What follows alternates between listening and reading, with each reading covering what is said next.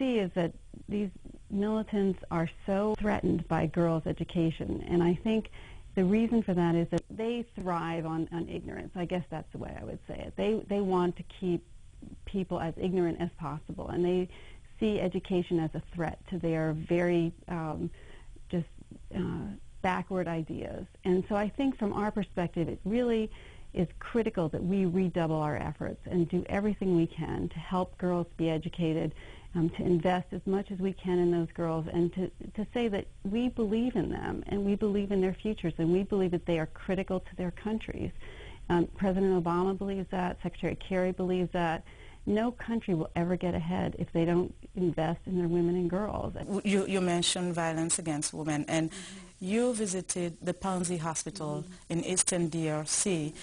You met these women. What was the experience like? It's very heartbreaking, but these women have just incredible spirit. You know, Dr. Mukwege has taken them and given them another chance in life, and so sometimes, you know, when they have these fistulas, they have just terrible consequences of those, and sometimes they're ostracized in their communities because they have just terrible problems as a result of the fistulas that make them sometimes in their communities. And so he deals with that problem. And so I think they feel wonderful again, and they are given sometimes economic opportunities there. There's a legal clinic there, so sometimes they have the ability to see some sort of consequences to the perpetrators of the violence. Now, these women at the Pansy Hospital are clearly a typical example of how rape is used as a weapon of war.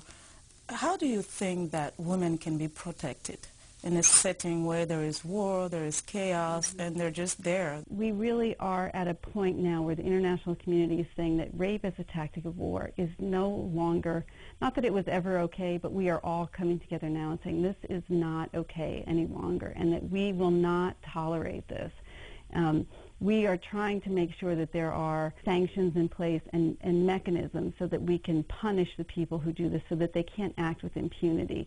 There's no question that that's very hard to do because these situations are so unstable, and it's sometimes hard for women to identify who perpetrated the acts, but we're working on that, and we are really very focused in the United States on trying to work through some of these issues, and there are many other countries as well who are very focused on that, and I'm hopeful that we'll get to the point where this will no longer be a common situation as we see now. During your trip, you were joined by Rajiv Shah, who is the head of USAID. Can you share with us some of the programs, the U.S. programs that are in place to help educate girls? The United States government and other governments as well spends, you know, a great deal of money in Africa at this point mostly on primary education for girls in many countries in Africa. We recently announced another program called Let Girls Learn, which spends, again, a substantial amount of money in several countries focused on trying to keep girls in school, mostly, again, at the primary level. And I think that really we're looking to say that these girls need to have the opportunity from the earliest ages to have the education that they deserve. Well, thanks, Lenore. It's time now for a short break. Still to come on Africa 54, an outspoken member of the Republican Party prepares to launch an online channel. We'll be right back.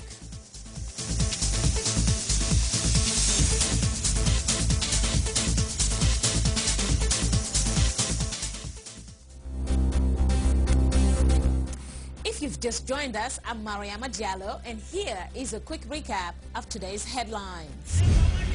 In Ivory Coast, the government begins to take steps to help prevent and prepare for potential spread of the Ebola virus afflicting nearby Guinea and Liberia. In Nigeria, a suicide bomber kills 6 people at a college campus in Kano in the latest attack blamed on Boko Haram. In Uganda, activists launched an appeal at the Constitutional Court in an attempt to overturn recent anti-gay laws. In Madagascar, reports abound of mistreatment of Malagasy domestic workers in the Persian Gulf as the body of another migrant is returned to the country. That's it for today. Thanks for watching. We'll see you next time.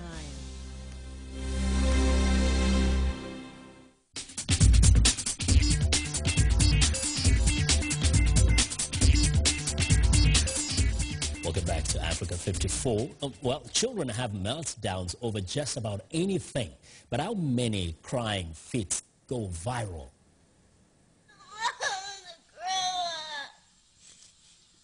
Do you want him to stay a little forever?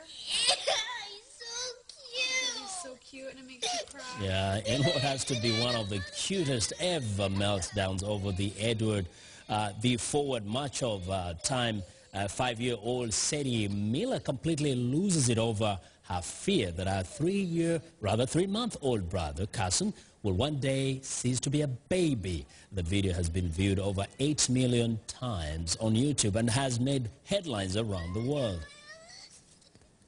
Well, next, one of the most controversial politicians in the U.S. is launching her own channel.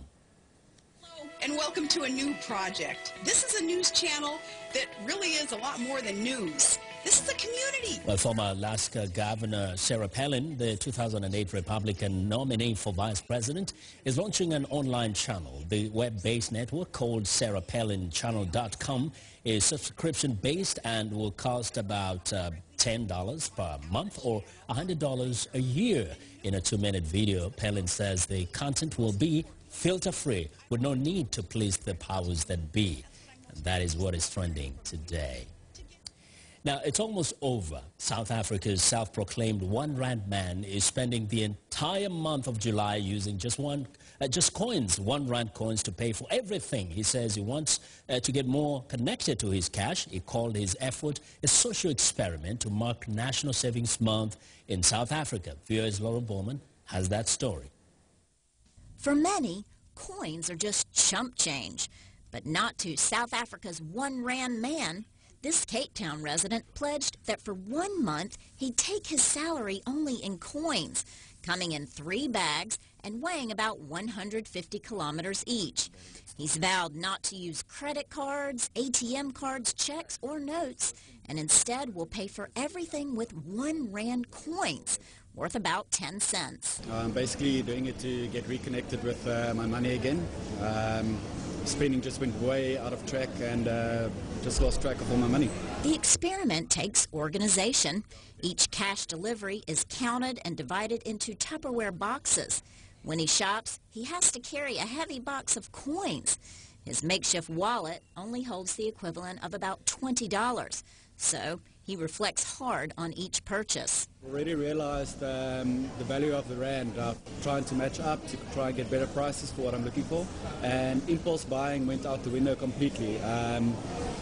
You don't buy stuff because you want stuff, you buy stuff because you need stuff. One rand man can no longer just swipe his card because he's blocked all of his ATM and debit cards.